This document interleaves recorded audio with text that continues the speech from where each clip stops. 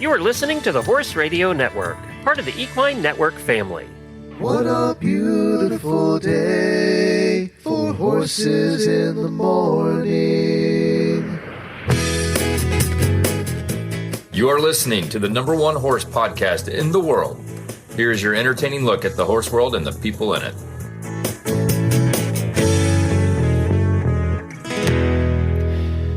Well, good morning, everybody. I am Glenn the Geek, coming to you from our temporary headquarters in Ocala, Florida. And I am Lisa Wysocki. I'm back in Ashland City, Tennessee, and you are listening to Horses in the Morning on the Horse Radio Network for Friday, July 19th, episode 3479. This episode is brought to you by Kentucky Performance Products. Good morning, Horse World. Well, good morning, everybody. Thank you so much for joining us. As you all know, Jamie is still in Colorado doing her thing out there with that clinic she does, and I saw pictures of the family having a great time. There was lots of pictures of fishing. Yes. Even Jamie with the fish, which I was kind of surprised. Yes, me too. But she does seem to be having a great time out there. So she'll be back on Monday, and we'll be back to normal. Lisa, thank you for filling in again. Appreciate that. You're welcome. We had one of our auditors fill in on Wednesday. It was a lot of fun. Jacqueline did a great job. I listened. Yeah, it was great. She was terrific, wasn't she? She was. Yeah, she'd done it 100 times, and I think she's only done it once or twice. So, yeah, she was gret. And she whines just like Jamie, actually. Isn't that great? She's so similar. Eventing Nation Sally is going to join us today to give us the scoop on the American, Canadian, and British eventing teams for the Olympics. Ashley's going to stop by and make the announcement about her baby. Yes, she had her baby. And we have some really bad ads that we're going to do for you later on in the show. We might do an auditor post show. I don't know. We'll see how we feel by that point. Before we go on, and we have a rule, Jamie and I do, about not talking about people who have died on Fridays for some reason. I don't know why we came up with that rule, but we did. But I can't avoid it today because one of my favorite comedic actors has died, and that's Bob Newhart. Wasn't he great? I think he's more for our generation, probably the new generations probably don't even know who he is, but between the Bob Newhart show and the one where they ran the inn, and then, of course, Elf. Yes. A classic. But you probably have the same memories. Funny. Oh, absolutely. He was so funny and always portrayed somebody who was very strong in his convictions but couldn't quite get it out. And he would stutter and he would come across as a very mild and meek person and hysterically funny. I remember him also on the Carol Burnett show. Yes. Yes. Yeah. Was that the 60s, early 70s? Probably, yes. And they're on reruns because I've just been watching them. Some of the late night TV, like MeTV, I think has them. He was so funny. His timing was impeccable. Yeah. Because comedy is all about timing. I mean, we Jamie and I try and, get our timing down here on the show. It's kind of hard when we don't see each other. It's harder to do it that way. But his timing is just impeccable. Oh, it is. And, he had, like in the early 60s, he had a comedy album when they actually did comedy albums. And he knocked, I want to say, like Frank Sinatra and a bunch of other people off the #1 Billboard charts with his comedy album. And he was like #1 for like 12 or 14 weeks. And he's been in stuff recently. He was in Big Bang Theory. He made regular appearances in Big Bang Theory and was hilarious in Big Bang Theory. Oh, he's definitely going to be missed. And we're losing so many of these guys now from that generation. Plus, my favorite, and I think anybody of our era, our favorite late night show was Johnny Carson, of course. Yes. And Bob Newhart and Johnny Carson together were hilarious. I mean, they were hilarious. Yes. Yes. I remember a Johnny Carson episode when he had, I think it was a marmot or something that was stuck on his head. Did you see that one? I probably did. I think I've seen every one of them. It was hysterically funny and just in the moment and just the way he dealt with it was so funny. I just always remember that. Well, rest in peace, Bob Newhart. We're definitely going to miss you, and I'll think about you every year on our annual watching of Elf. There we go. Yeah. Well, Tevis is tomorrow. And that's a good thing. Of course, that is the Super Bowl of endurance races in the world. Everybody wants to go to Tevis. It's what you all strive for. We cover it every year because we do the endurance show. A couple of things about tomorrow's Tevis is it's going to be 101 degrees plus real temperature. Glenn, I can't imagine. I can't imagine doing Tevis to begin with and then to have it be 101. I'm like, oh, kudos to everybody who's participated, really. Kudos to the teams, because the teams actually go to each of the vet checks and follow the horse around, and they're going to have a ton of water with them. It's, just there'll be some, when the temperatures are that high, we'll see the dropout rates higher than usual. Yes. They're usually in the, usually about 30 to 40% finish. Yeah. That's kind of a normal thing. So we might see that higher than normal. Also, last year's winner, Karen notified me yesterday that last year's winner, who's won many times, Jeremy Reynolds, kind of the guy here in endurance in the United States, broke his ankle. So he won't be riding at Tevis this year. And I'm sure he's disappointed, but on the other hand, he's saying, wow, it's going to be 101. Well, he qualified also for the World Championships overseas, in France, actually. And they did say he should be good by then. So I think that's in the fall. Good. Yeah. That's good. If you want to follow it, you can watch dots. You can do the dot tracker. There's on Facebook, they are always posting videos from the checkpoints and from the vet checks. They do a good job of posting 100 little videos during the day. So if you want to follow that on YouTube, they'll be having live feeds from the first major vet stop. You can go to teviscup.org, and there's a ride day links there. So you can follow all the ride day stuff right at teviscup.org. We'll put a link to that in our show notes as well. And good luck to everybody at Tevis. A couple of people who we've had on the show, Devin Horn, who's been a regular guest in our show. We call her Daredevil Devin. Yes. She's riding again. So I tried to get her for this morning, but they're a little busy today. So I'm sure they are. But we'll get her next week, and we'll have her give us a rundown of how things went at Tevis. She's ridden it, I don't know, 6-7 times. So we'll have her back. And then, of course, as I mentioned, the first African-American to ride at Tevis is riding. A 17-year-old girl is riding tomorrow, so we'll follow her as well. We'll see if good for her. We'll see if we can get her on the next endurance episode. That'd be awesome. All right, let's do some daily Whinnies.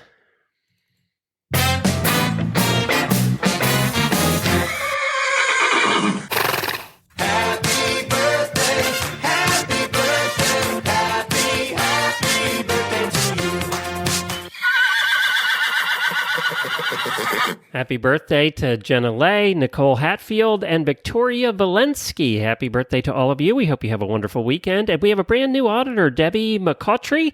Debbie, welcome. We're so glad you're here. You can look for HRN Auditors on Facebook and ask to join the party in there and be involved in all the things that happen, including birthdays. So we're very glad you joined, and we're so happy for all of our auditors who've been with us for all these years.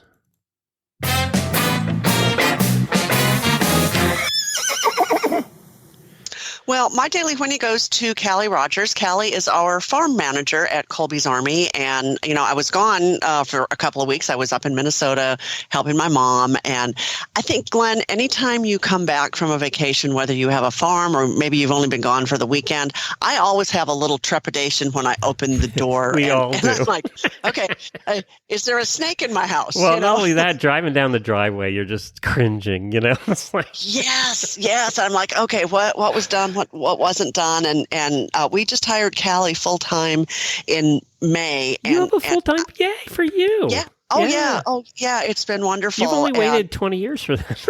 Yes. Yes. And so she started as an intern in college, and then she was a volunteer, and then we'd hired her part-time, and then finally we were able to do it full-time. But, everything was great. I walk in and, oh, yeah, look at that. The barn's swept out. Everything looks great, and the grass is mowed, and, the horses are all healthy, and nobody's bleeding, and it was so wonderful.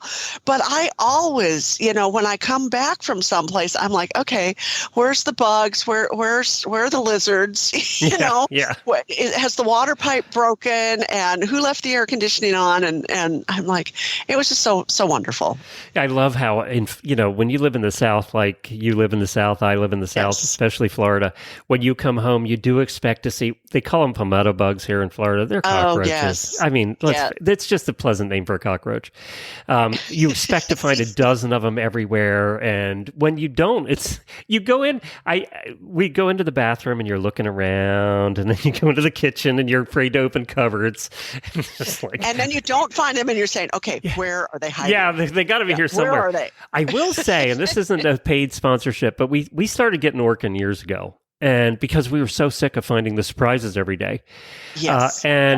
Ever since, I got to say, Orkin did the house we just sold, and for the last year, we haven't had a bug in the house, not one. Oh, that's nice. Yeah, so we're going to do it at the new house, too. I don't care. I don't even know what they were charging us a month, and I don't care. Because you don't care. We were getting daily surprises in the bathroom. And, those big bugs, Jennifer would not squish them, so it was up to me, Yes. and then they're so fast. So do you squish them or do you throw them out? No, wait, I don't want them back. Okay. I'm sorry, anybody that's mad at me for squishing the bug. There's enough cockroaches in the world. I don't think they're going to be missed. So. I will say I'm one of those I will put it outside once in a while. I will flush it down the toilet and say, good luck. Hopefully make it. I will after I squish it. I don't want it coming back up. Well, true. And I know, send your hate mail to Jennifer@horseradionetwork.com. Exactly. It knows its way back in, right? It just goes. Well, it does. Yes. Yeah. Yes. And but it was just such a relief to have everything wonderful and have everything the way it was supposed to be. And I just, now I know I can leave and not be so anxious. That is a huge relief for anybody who has horses. It is huge. It's enormous. And so what's her name again? Callie. Well, Callie, good job. Thanks for making Lisa's life easier. We appreciate it. Yes, we do.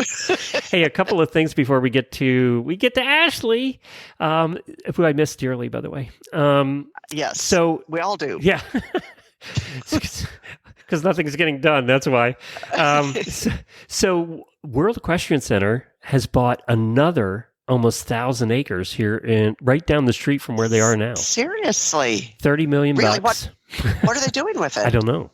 So it's a big horse farm already. It has tons of barns, and it was a racing stables for thoroughbreds. It was a thoroughbred training track. It has 2-mile-long training tracks on it. Tons of barns, huge barns, 18,000 square foot barns, and 1,000 acres. I mean, it had like hundreds of paddocks and all this kind of stuff. So I don't know what they're doing with it. We did notice when we drive by it to go up to our farm from here, we drive by it, and we noticed that they were starting to put new fencing and a brand new huge entrance, and it was like, this place has been sale forever. I mean, it's been for sale forever, and they wanted a lot of money. Well, $30 million. Well, I'm still trying to process that. I'm listening to what you're saying, and I'm just trying to process the $30 million. Well, I guess compared to what they've already spent $1 billion at the other place. Well, true. So I don't know what they're going to do. They were trying to sell it originally. The people who owned it before had it for sale for years, probably since we moved here 10 years ago. And they were trying to sell off lots, like 10-acre lots for mini farms. But they were asking $2 million a lot.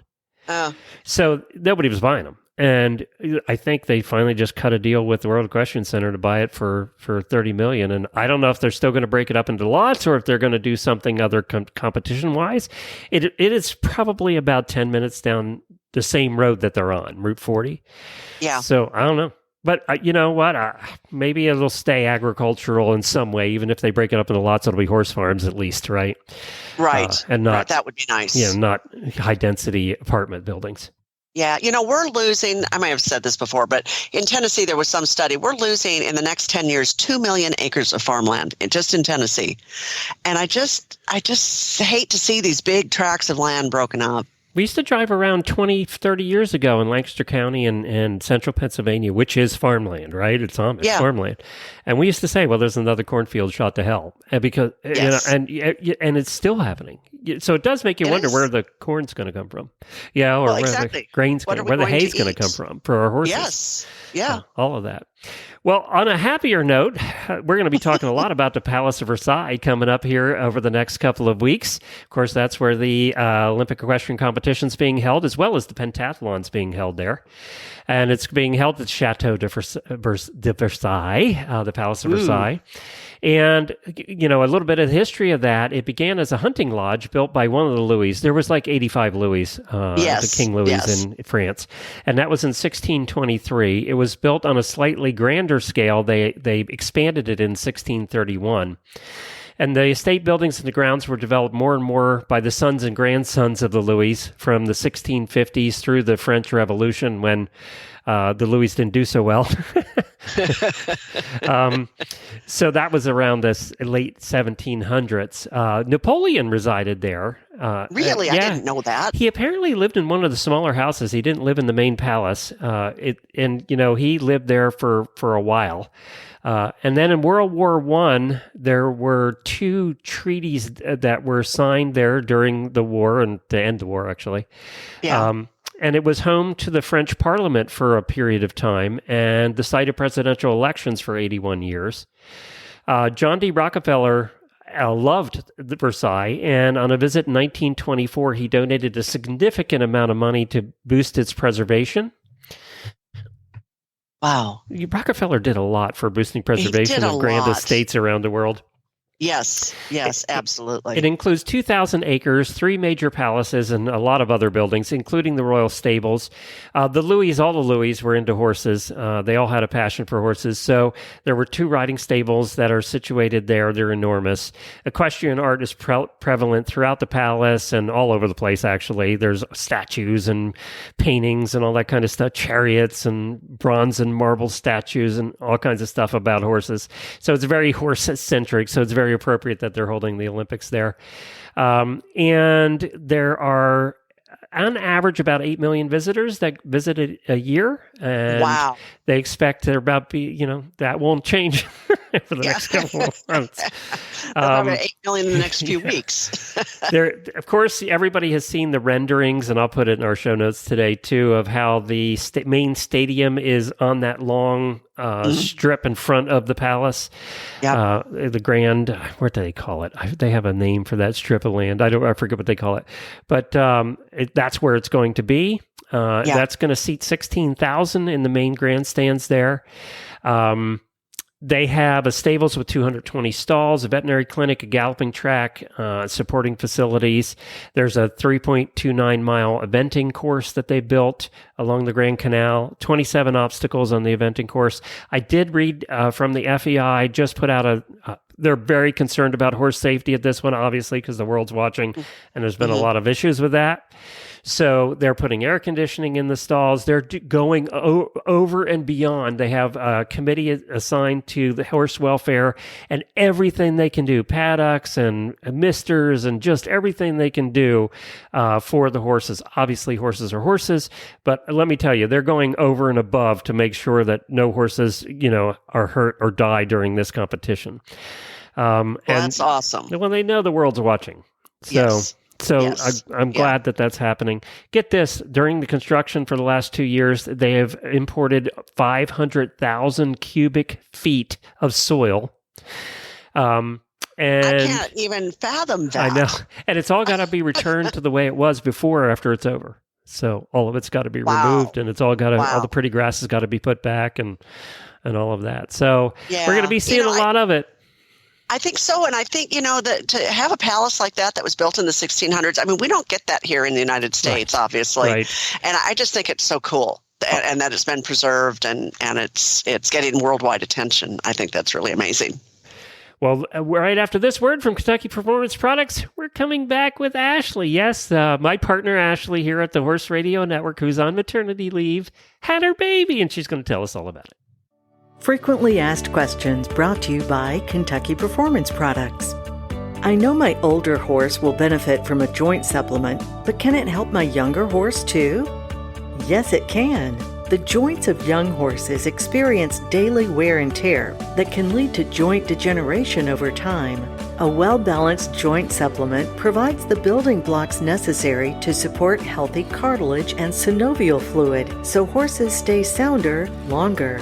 Joint Armor is the product of choice for younger horses. It provides high levels of both glucosamine and chondroitin plus 100 milligrams of hyaluronic acid. Joint Armor is herb-free, so there is no worry about it testing in show horses. Betsy sent us the following comments after she started her 5-year-old quarter horse mare on Joint Armor. My vet recommended I try Joint Armor. After 10 days, I couldn't believe the difference. She is now floating across the arena and willingly forward with impulsion and suspension. I am thrilled. She is happier too, ears up and a soft eye. Thank you for such a great product. You can learn more about Joint Armor at kppusa.com. Got questions about your feeding program? We can help. Email Karen at questions@kppusa.com or call us at 859-873-2974. Well, hi, Ashley. We miss you. I miss you guys so much. No, you don't. You don't miss us at all. No, I do. I promise. I promise. So you had a baby. I did. Little Levi Alexander. I'm watching him on his creepy crib monitor as we speak. He's this little doll baby. He hardly ever cries. I mean, knock on wood, he's just an angel. Okay, send your hate mail to Jennifer at horseradionetwork.com. Ashley, so I made this big deal for the last month on the show here about how you had this baby scheduled. You had it scheduled that you were going to induce labor on the 14th. You were going to have the baby on the 15th, and you are a very planning person. Levi had other plans. You know, he gets that from his father. What happened? So I was, the way the story starts, I think is just very on brand. So Monday, I was at Costco getting wine for my mom. Every grandma needs some wine. Yeah. You know, you got to prepare. It's payment in goods, right? Yep. And so I was just in a lot of pain, which was not typical for me during this whole pregnancy. And so I called the doctor line, nurse line, whatever. And she's like, well, I really think you should head to labor and delivery. And I just had this, of course my bags were already packed because you know me. That happened about 3 months ago, I bet. She was packed. It did, it's true. The outfits were meticulously planned, whatever. And I called Zach. I said, listen, I have to go to labor and delivery, and I have a sneaking suspicion this is the beginning of the party. So you probably want to come home and pack your bag. We got to go. So he comes home, and I really hope he tunes into this because he was ridiculous, you guys. He packed 4 bags. 4 bags. Aren't you usually there about 2 days? we were there from Monday to Thursday, and I don't know what was in all the bags. I don't think he knows what was in all the bags. I think he just blacked out and stress packed. and so he didn't have his bags packed 3 months ahead of time like you did. Of course not, because let's be honest, what husbands listen to their wives, you know? True. So we pack all the bags, we go to the hospital, and they take my blood pressure and run some labs. And they're like, well, you're almost, your blood pressure's a little high. You could almost have preeclampsia. And I told them, I said, listen, I don't know if the record can show this, but I'm ready for him to come whenever. So if we can kick off this party, let's go. Because I was prepared, it wasn't on my schedule, but I was prepared. And so they said, well, all right. And they checked us in, and then it was very relaxing for the overnight. I had gotten my, epidural right away.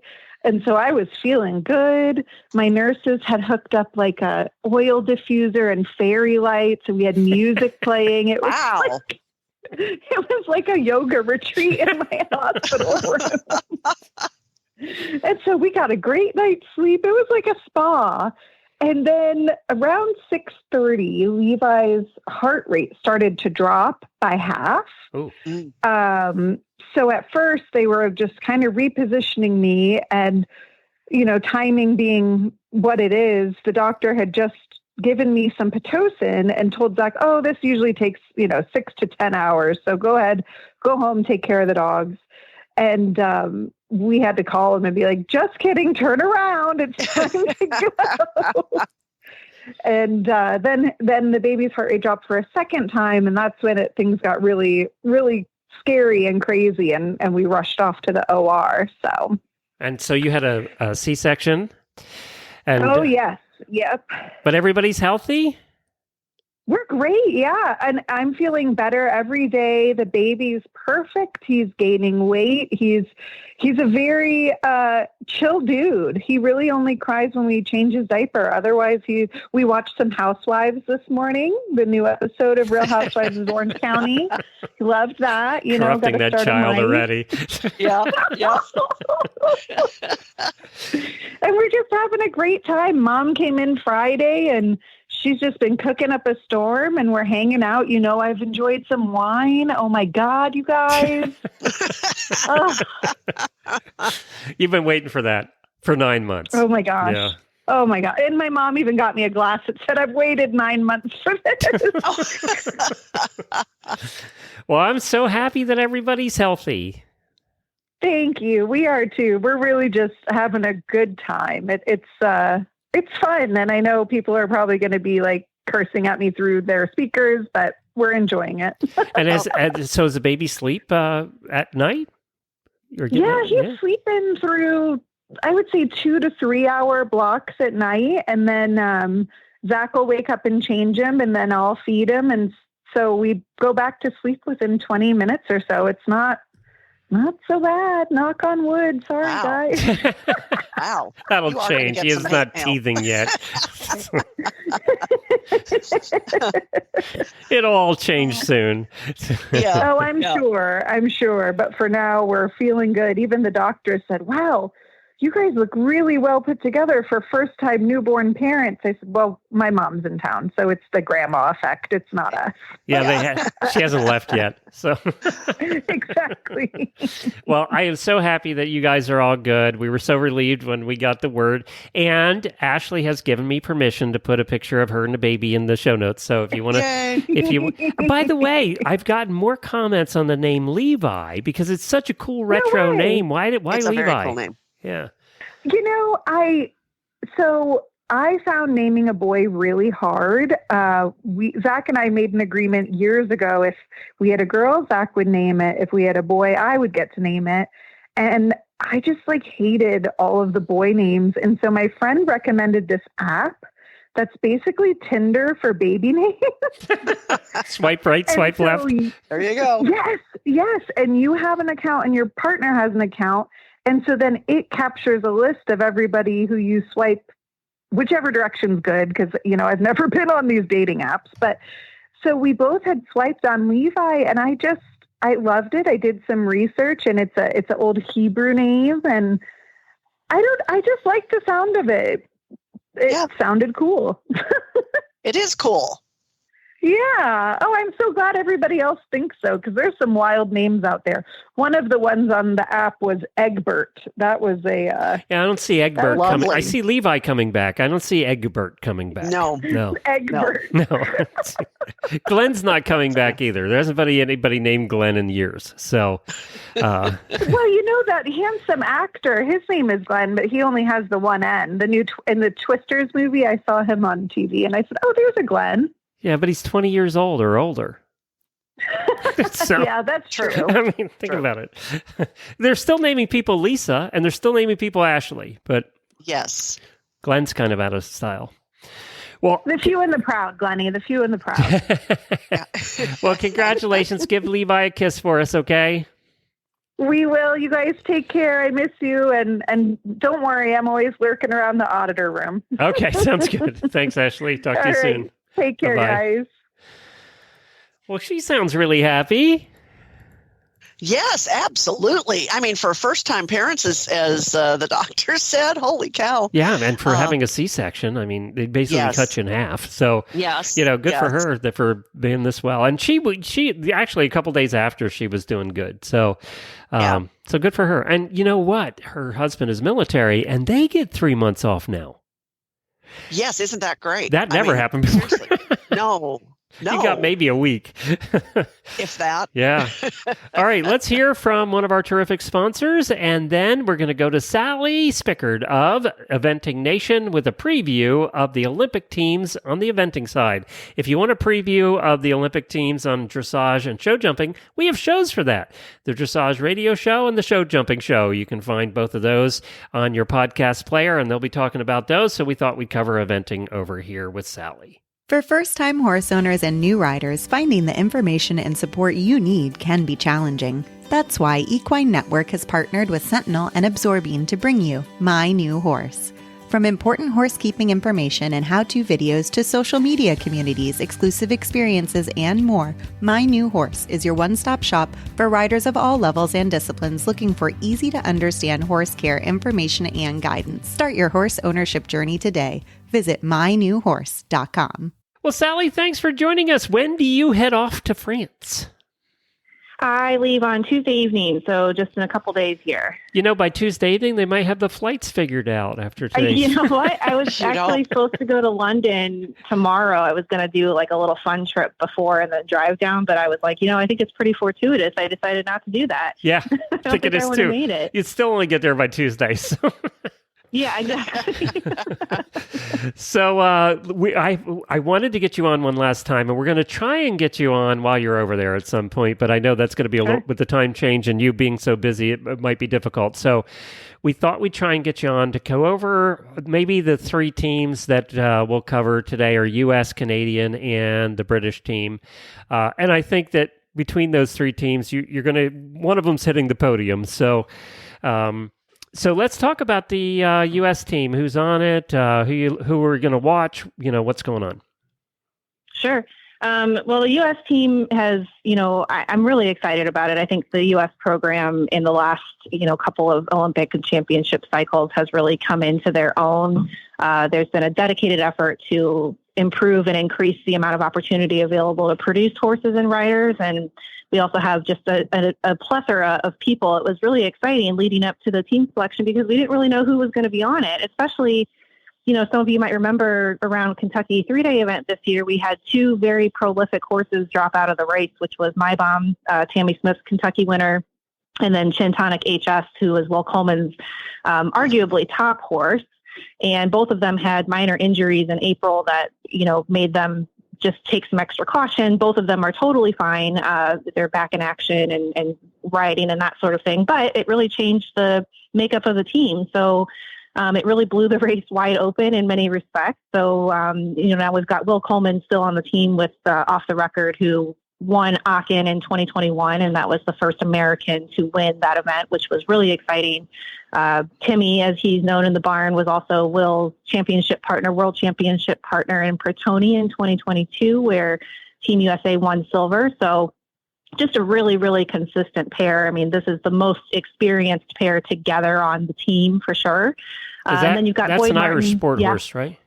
He is Irish. Yeah. Yep. He was sourced by Richard Sheen of Cooley Farm, and Will's had him in his program for, since he was a young horse. So he's really come into, be one of the more competitive horses on the U.S. circuit. And I think Off the Record is going to be one of those really consistent performers. I don't know that they'll put Will in as the anchor, if they would put Boyd in as the anchor with his experience. It's been a few cycles since Will was on an Olympic team, but that shouldn't take away from his ability to also anchor the team. So, and then you've got Boyd Martin and Fetterman B, who are, also a top performing pair. They're extremely consistent. Fetterman B was formerly ridden by the late Annie Goodwin, who passed away tragically in a riding accident. And Boyd was asked to take over the ride and see what he could do with the horse. And I don't actually know that he thought that this horse would be his Olympic horse if you asked him a couple of years ago. But, he's really, he stepped up to the 5-star level this year.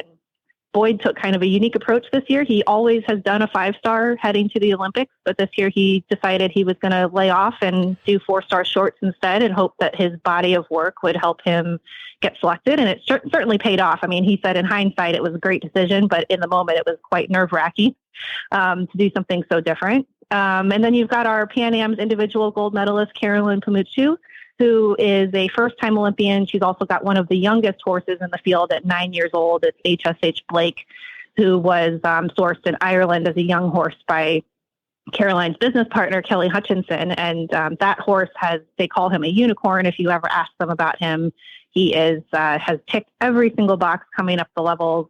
You know, he's yet to do a 5-star. He's only done one 4-star long this year, which I believe he won. So sure, maybe he's lighter on experience, but he's a younger, fresher horse. So I think this would potentially pay off. And I'm really excited that Caroline got her shot. I know that's Caroline Martin, right? Previously Martin. Caroline Martin is her maiden name. Yep. Yeah. She got married a couple of years ago to Dennis Pamuchu, and I think we've all learned over the last year or so how to spell her new last name and pronounce it. It is, and his first name's spelled different too, if I remember right. It is, yeah, it is, and it's really funny because whenever she texts me his name, for some reason it autocorrects her phone and it just says Dennis in all caps. It's Deniz, so it's just like Dennis. So it's really funny when she texts me. I'm like, are you always yelling at him via text, or what's going on here, Caroline? So, and the last member of Team USA is Liz Halliday, who was actually named as the traveling reserve. This was another rider that we really thought was maybe going to make it onto the team with a different horse, Mixmaster C. And for one reason or another, Mickey, as he's known, was not selected, and Cooley Nutcracker, who put in a really solid performance at his first 5-star at Kentucky, got the nod as the traveling reserve. So, you gotta feel for Liz a little bit, because, that she's put in so much work to try to get selected and came so close. Sure, anything could still happen in the next week or so, but as of right now, she's the traveling reserve, and she's a good one to have for sure. Now, there's I don't know if you saw it, Lisa, but Sally did a write-up on the rules of the Olympics for eventing.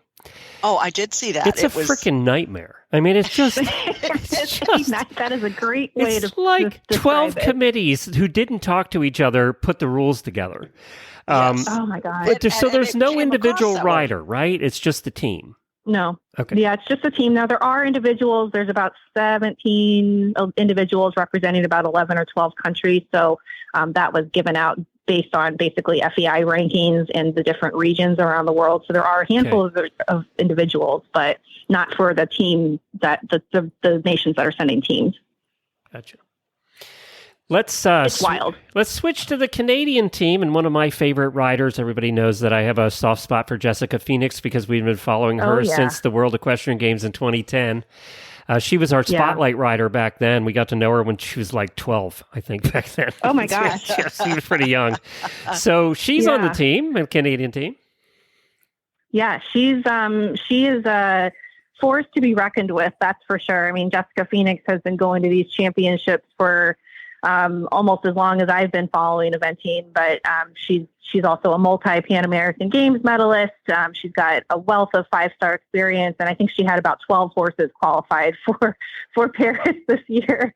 So Freedom GS was the horse that got the nod. It's a little bit of a younger horse, but had some really, really good results this year. And, Jessie, I think she could have chosen from really any of her horses, or the selectors, I guess, could have chosen from really any of her horses. But this was the one that got the nod. It's a little bit younger. It's 12. She's a mare. And, she was just 8th, top 10 in the 4-star short at Bromont. She was top 20 at the 4-star short at Kentucky this year. So really exciting time for Jessie. And she, of course, is much more of an anchor rider for Canada. Jessie too. Jessie's she's petite. She's not very tall, and she's just petite.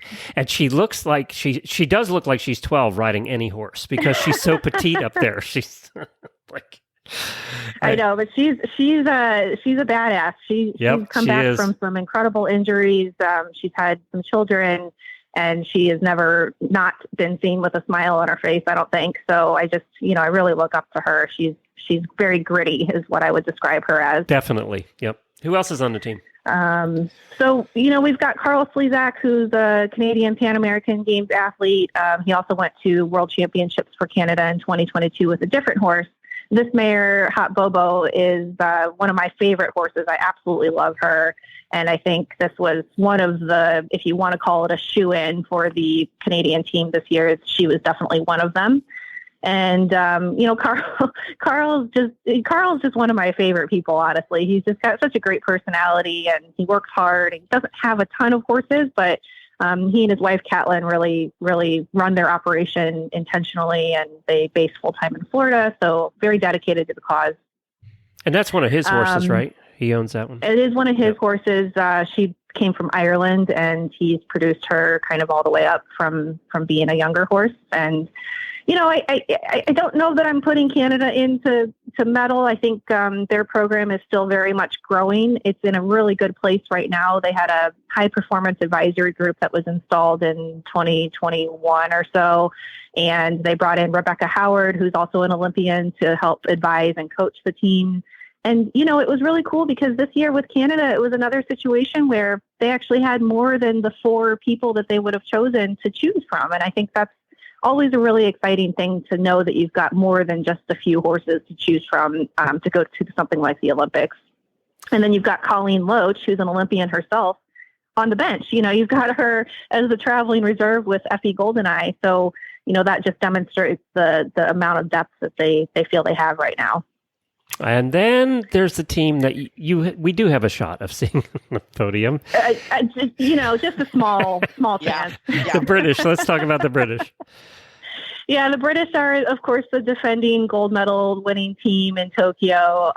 This was a team that we were just completely on the edge of our seats waiting for them to decide. And they didn't put the team out until a little bit later than a lot of other teams, because I think the selectors were probably experiencing a bit of a hung jury situation, because, you could just throw one of, 10 names at the wall and still come up with a competitive team. But the final team that has emerged is Rose Canner and Lordship's Graffalo, which I would 100% put her as an individual medalist as well. That horse is probably one of the most, if not the most consistent horse in the field. Isn't she number one in the world right now? She is number one in the world. She's had a huge last couple of years. She's won a couple 5-stars. She's had great success with horses that step up to the 5-star level for the first time and either win or get on the podium. How often does that happen? So that's a really exciting partnership there between her and Lordship's Gruffalo. And then we've got Laura Collette, who was on the Tokyo Olympic team for Great Britain. So she contributed to that gold medal. She's got the incredibly athletic London 52 as her partner. This horse has been all over the world. He went to world championships. He's done events like Aachen. He's done literally everything. He's won at the 5-star level. This is another horse that's quite consistent. He's got a couple blips on his record here and there, but I really don't think you can look at him and think they would have trouble here. They had a great showing at Tokyo last year, a couple rails down on the final day, but I think she will have been working hard on that part. And then you've got Tom McEwen and JL Dublin, who is another partnership that's done really well at the 5-star level. I think we were a little bit unsure if it was going to be Tom McEwen or Yaz Ingham, who were the designated traveling reserve, because either one of them really could be members of the team, but it would end up to be reigning world champion. Actually, Yasmin Ingham will be on the bench as of right now as a traveling reserve with her world championship horse, Banzai du Loire, which I'm sure I just butchered. So, just the fact that you have the reigning world championship rider on the bench. Yeah. What does that say? Exactly. That says you have depth. That's what that says. Yes. So without going into details, obviously the Germans are a team we need to watch. What are the other teams that have a shot? Yeah, the Germans for sure. The French, I think, are always going to be a team to watch, especially at a home game. They've got a really experienced team of they're returning a few members of the team that won in team gold in Rio in 2016. New Zealand can never be counted out. They are a very small but mighty nation with very consistent performances from Tim and Janelle Price. And then they've got Clark Johnstone also complementing them on the team. And Caroline Powell, who just won at the 5-star level at badminton this year, is also on the bench.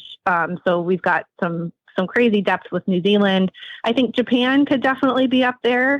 They didn't have quite the Tokyo home games that they wanted, but they are returning a lot of the riders and horses that they brought to Tokyo. Really, I think it's going to be a really exciting team competition. There's a lot of teams on here that I think are really ready to make a statement. Belgium is another one that's been a little under the radar, but you can't really look away from them. They've got a recent 5-star winner. Australia, you've got Chris Burton, who actually left eventing for a year or two and went to show jumping, and then he came back, and now he's got an event horse that he acquired from Ben Hobday, and he's on the Olympic team. So this is a man that won a 5-star on a catch ride, so you can't really count him out for anything. He won Adelaide. I don't remember what year, but he won it on a catch ride. It's a really exciting field, I think, this year, both individually and for the team. Well, now, obviously, this venue probably is going to end up being the most beautiful venue we've ever had for an Olympics. The pictures coming out of there are just unbelievable. It looks incredible. What are you hearing about the cross-country course? The cross-country course, I think, is going to be interesting. I think it's going to be very twisty, turny. I think it's going to remind us all of anybody who follows motocross like I do. I think it's going to remind us a little bit like that. I think technically and mentally it's going to be exhausting. I don't think you're going to see the fitness necessarily come into play as much as you would have maybe in Tokyo, where we were expecting crazy heat and humidity. There's not a whole lot of terrain to speak of. They will have built up as much as they can, but the challenge of this course is certainly going to be the technical aspect of it, because you don't have as much space to work with. It's only about an 8 or 9 minute track. It'll be set at 4-star specification, so it won't be quite as imposing size-wise. But, if you watched the Pan American Games, which for the North American audience would be the most familiar you would be with the course designer, Pierre Legoupil.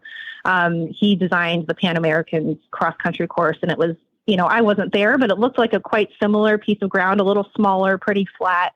And he did a really good job of course, that was run at a 3-star level, so not quite as difficult, but I think you got a good sense of what his style is. And, historically speaking, French designers, I learned this from Equa Ratings yesterday, but French designers at the Olympics and championships have historically created very influential cross-country courses. So I do think it's going to be really challenging, maybe not exhausting, but you know what? We don't want that at the Olympics. So I think that's a good decision and a good way to navigate it and still make it challenging. So is there a specific jump or jumps that you anticipate we should keep an eye on that might be exceptionally challenging? Well, it's hard to say because I haven't actually seen much of the course yet. They haven't released any official maps. The only thing I've really seen is some previews of some of the construction that's going on. I would imagine there's going to be a lot of frangible technology that'll come into play. You might recall in Tokyo, a frangible pin kept Michael Young from winning the individual gold. So, I think that'll come into play. I do think it's going to be a lot of turning questions. A lot of accuracy questions, a lot of related distances, and they will have to cross that water in the middle of the park several times. So, it's hard to say specifically, but I do think we're going to see a lot of really accurate demands on the riders. What are you looking forward to the most? You've been to a lot of competitions all over the place. So what are you looking forward to? This is kind of my chance. I don't really make it over to Europe at all to cover events. So unless the riders that are based in Europe come to events like Kentucky or Maryland, I don't really get to meet them and talk to them. So for me, it's always really fun for me to get to meet some of these riders that I see on TV and I write about, but I never really get to see. For me, it's also really, I was also, really in Tokyo. There were so many riders from Asian countries. There was like 3 teams from Asian countries in the event team last year. We don't quite have that representation this year, but there's a couple Chinese riders, obviously the Japanese team. And for me, it's always a really nice part to see kind of, people from the same region of the world as me represented at my favorite sport. So it's great to be able to meet those people and kind of see myself represented in some ways. So, I just really look forward to the international flavor of it. It's something that we don't get quite as much here. And so I think that's definitely what I'm looking forward to. And I bet you that the food's going to be better in the press tent than in America. I would imagine. I mean, there's some good press pets here, but I'm hoping for some good French. At least give me some good croissants. Like, that's all I really need, and some coffee. So I'm not hard to please. That would be great just to follow up on, because inquiring minds want to know. Yeah, that's right. Inquiring minds will be informed. I will certainly keep you up to date. I plan all of my trips around food, so trust me, it's been noted. I am so excited too when you think about where podcasting, but blogs have come from. Eventing Nations. John started Eventing Nation the same time I started Horse Radio Network. It was the exact same time, actually. And that's crazy. Where we've come from, for you to be able to get press passes for the Olympics. I mean, that would have never happened 15 years ago. Never, no. And we didn't get our first one until Rio. Jenny Autry, our former managing editor, was the first one of us to actually go to the Olympics. And so, and then this year we were lucky enough to get 2 accreditations. So we are just moving right up in the world. Yeah, we're real now. Yeah, we're legit. It is funny how things change, though, isn't it?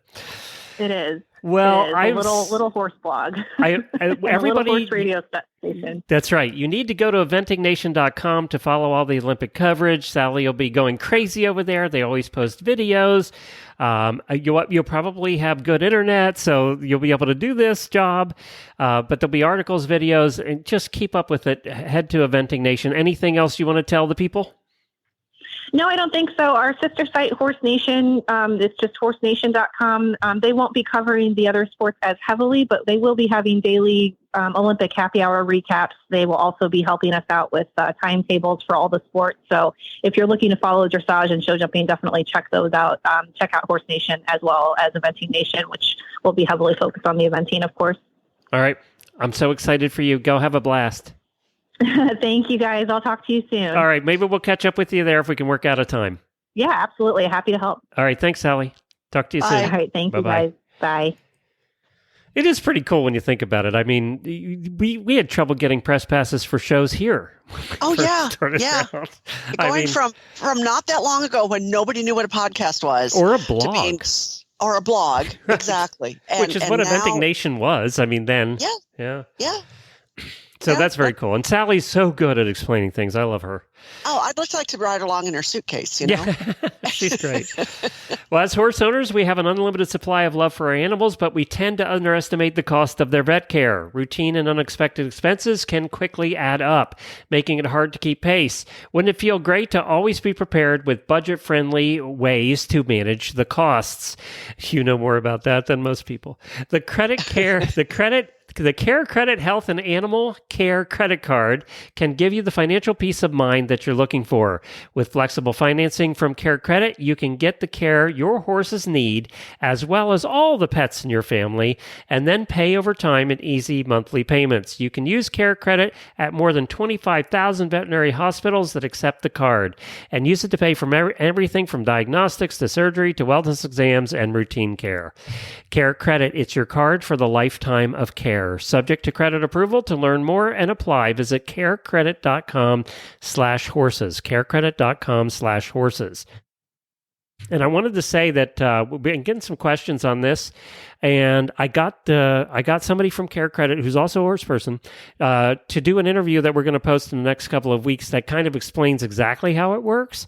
But I also went in and did the location search for Ocala, and almost all the veterinary hospitals in Ocala are on it. Oh, that's good. Yeah, so there is, when they say 25,000, they mean it. And this is small animal and large animal, too.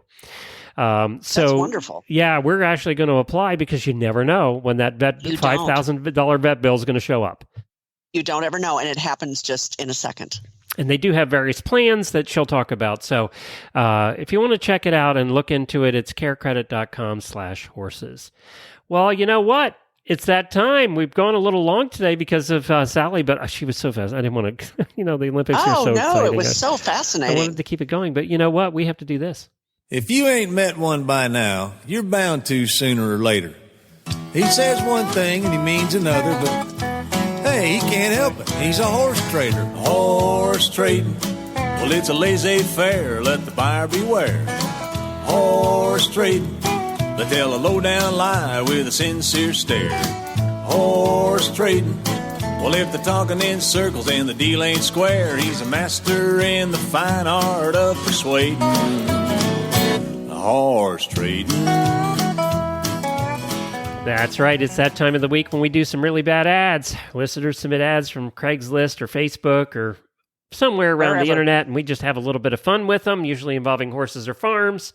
And we give away prizes every month, and the prizes are provided by horselovers.com, home to over 120,000 horse products for you, your horse, and your barn. The first prize this month is the Kensington Fly Mask. The Kensington Fly Mask is made with plush fleece trim and the ears, and it's the strongest material on the market today. It's called textiline, and it's the absolute best way to protect your horse, and probably they will not destroy it in one day. A matter of fact, Scooter's had his now for 2 months, and he hasn't ripped it to shreds, which is very unusual. That's great. We have one, too, that has lasted the whole season so far. It's weird because, usually it's one day, and the eye hole's ripped out, and the ears are ripped off. And it also provides 73% UV protection. And we have something else from Kensington, don't we? We do. We have the Kensington Slow Feed Hay Bag. This hay bag is perfect for home or on the road. The 2x2-inch mesh netting slows their eating, which aids digestion and contributes to overall health. The 1-inch adjustable nylon strap has a swivel snap that allows the bag to be hung on a variety of ways. U.S. made, the durable denier fabric is made in Alabama and is specifically formulated to withstand fading, fire, mildew, and wear and tear, even in the most extreme weather conditions. I love that. Perfect for home, perfect for the trailer, wherever you're going. Perfect for your ride at Tevis.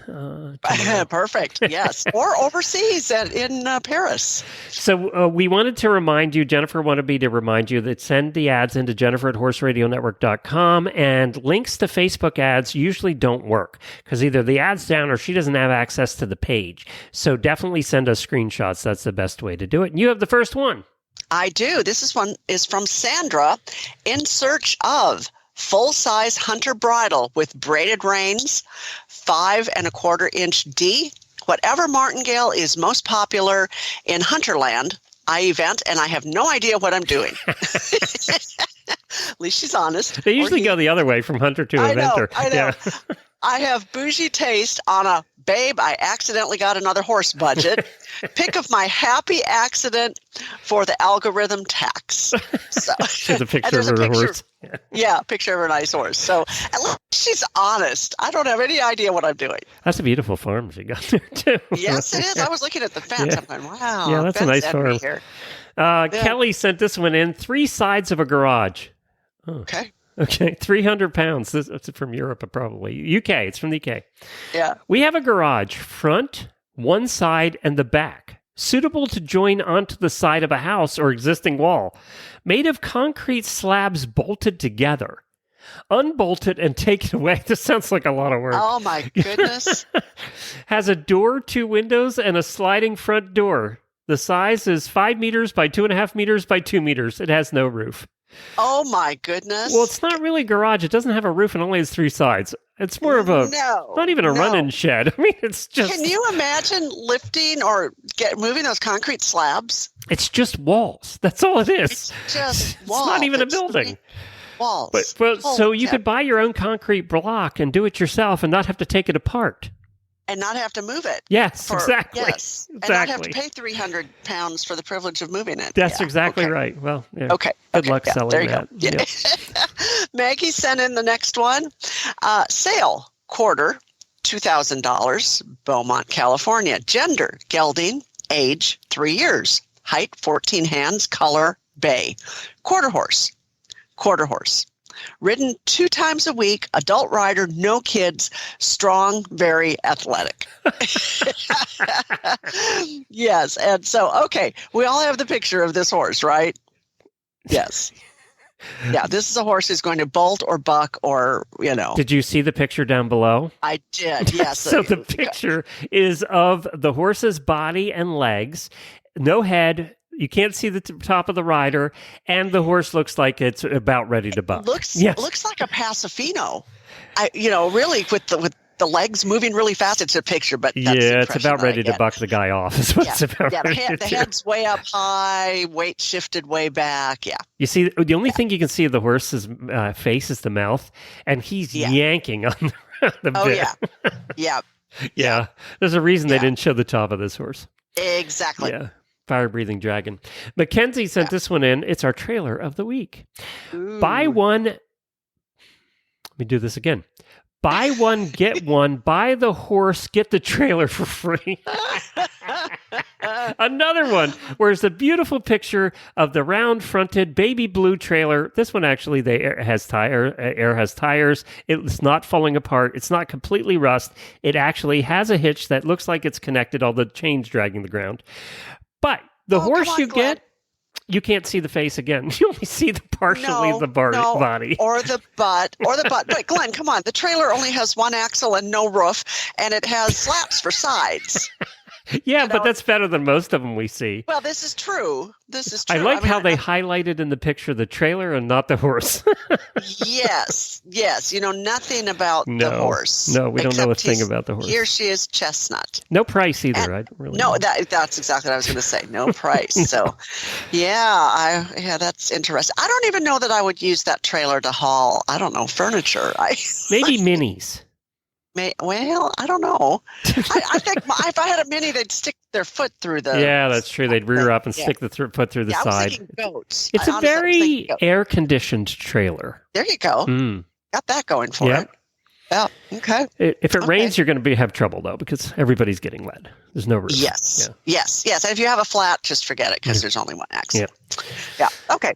So Julia sent in the next one, and she says, hey, Jen, found you a gaited horse.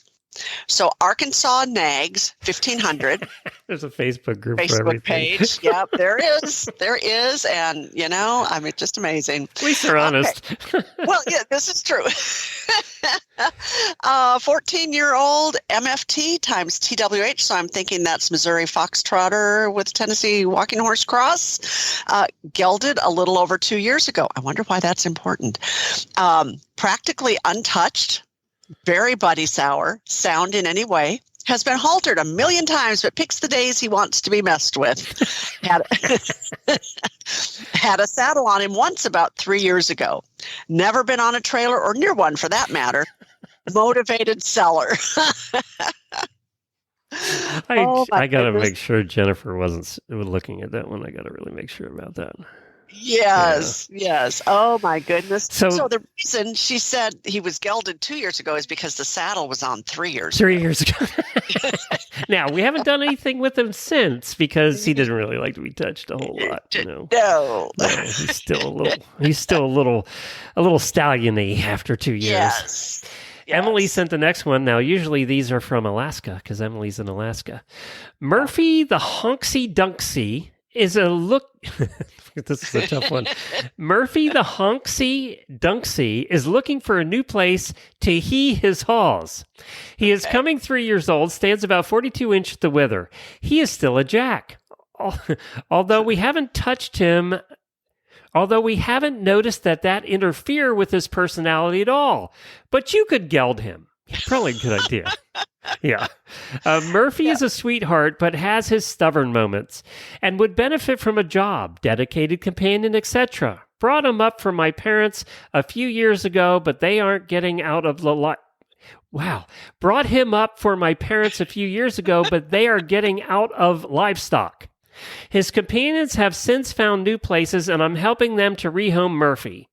I'm not in a huge hurry. He has a soft place to land until the right home comes along. They went low thousands for Murphy. Oh, my goodness. God. But, Glenn, he's so cute. He is cute. He is so cute. I'm saying that probably you could help with all the stubborn and all the problems you're having by gelding him. I'm just saying. Absolutely. And geld him, drop the price. He's adorable, though. He is very adorable. Cute. Offer a bag of carrots with him, pay somebody to take him, and there you go. I'm not sure I'd pay over $500 though in Murphy's current state. No, even after he's had his little surgery. Yes. Okay, so Molly sent in the next one. It says $800, and the dollar sign is on the wrong side of 800. And a case of beer special. I'm in a tight spot and I need him gone. He's green, but can be ridden, just doesn't know what direction to go. Not for kids, no papers, brand, Middleville, Michigan. So what do we have? We always have a theme, and Jennifer swears she doesn't do this on purpose. Today is none of these horses you could ride. Exactly. None of them. Exactly. You know what really bugs me, Glenn, is when somebody has an ad and they say, I need it gone. It's like, it's so demanding and rude to me. Well, I usually think, we've discussed this before over the years, and my opinion is the people who say I need him gone is the husband that wrote the ad. Probably. And the wife has divorced him or left, and he's stuck with the horse. Yeah, I would write that if I was a horse husband. I need him gone. That would be something a horse husband would say. Because he's just pissed about the whole situation. Obviously, yes. And I love that he's green and can be ridden, but just doesn't know where to go. And she probably left with the farrier, too, which really makes it worse. Probably, yes. Yeah. Savannah sent the next one in. Registered dapple buckskin gilding. Ooh. Gilding is the way we've seen it misspelled the most over time. GILD? Yep. Yeah. Gilding. Easy Keeper UTD Coggins vaccine stands for farrier, spelled wrong. Trail ridden 143H. Loads, unloads like a champ. Well, there we got one today that loads. One that rides, apparently. Yes.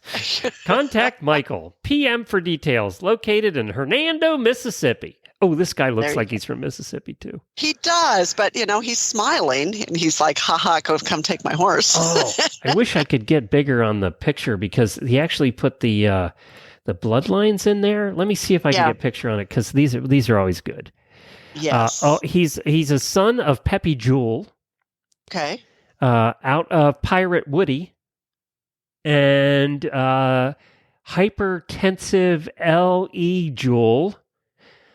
These names, I can't read them. They're too... Sissy Chick is in there, too. Okay. Good. Love that. Yes. Gray Pie Lady. Wonder if there was a white pie lady and a black pie lady.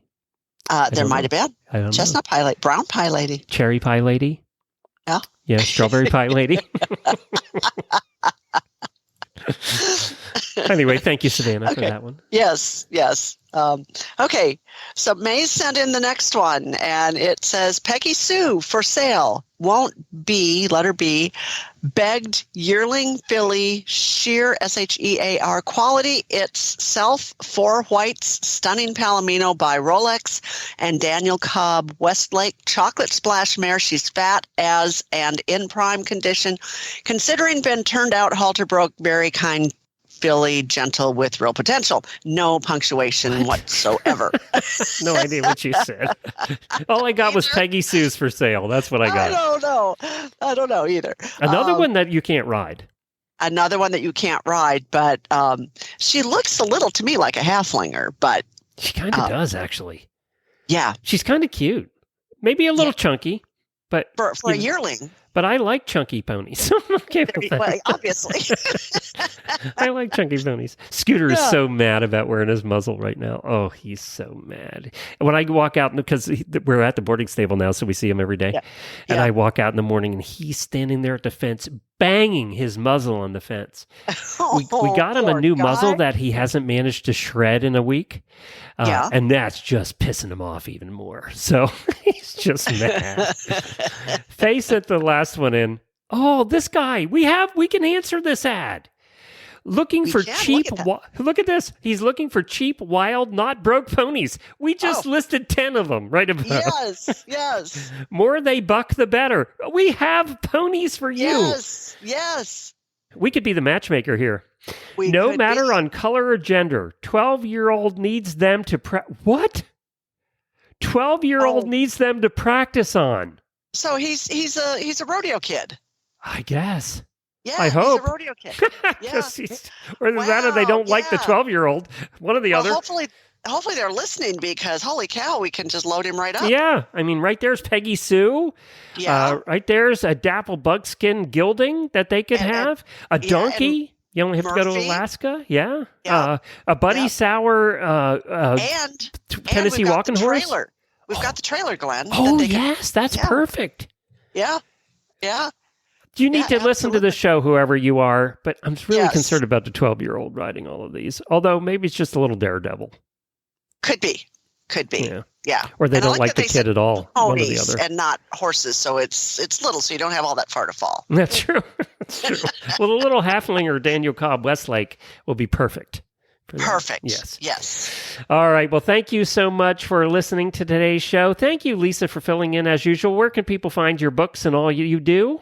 Just books are anywhere books are sold. I usually go to Amazon, and website is lisawysocki.com. And, of course, you can listen to all the past episodes of Horses in the Morning. Just go to Horse Radio Network and search for Horses in the Morning under shows. As I mentioned the other day, I wanted to repeat, the horsesinthemorning.com website is going away. It will probably only be up for another week or two. We're not updating it anymore. It's all going to be transferred to the Horse Radio Network website. Excuse me. All the past episodes have been moved over, so you can find them all there. Good to know.